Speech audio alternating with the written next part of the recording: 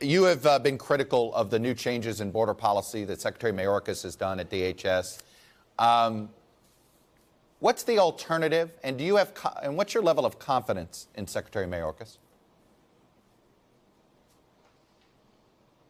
Well, look, this is not about Secretary Mayorkas. It's about the administration.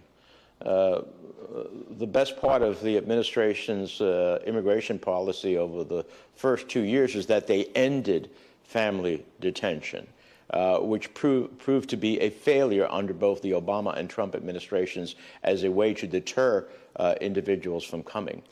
What we need is a comprehensive plan to deal with the border and what are the elements, the push and pull factors that bring people to this country. We need to have a surge at the border that deals with asylum officers, uses border security, that ultimately can process those who have a legitimate claim for asylum and to deport those who have no legitimate claim for asylum. We need to find legal pathways so that people don't surge to the border because they are fleeing. Because if my situation is I am in a country where staying means I will most certainly die, see my daughter raped or my son forced into a gang, I'm going to flee.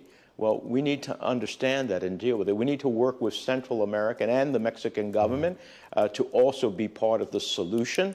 And lastly, we need to look at the question of temporary protective status in a way that ultimately helps us meet the challenges. The three biggest countries, by the way, Chuck, that are coming to the border now are Cuba, Venezuela, Nicaragua. They are dictatorships, people fleeing those dictatorships.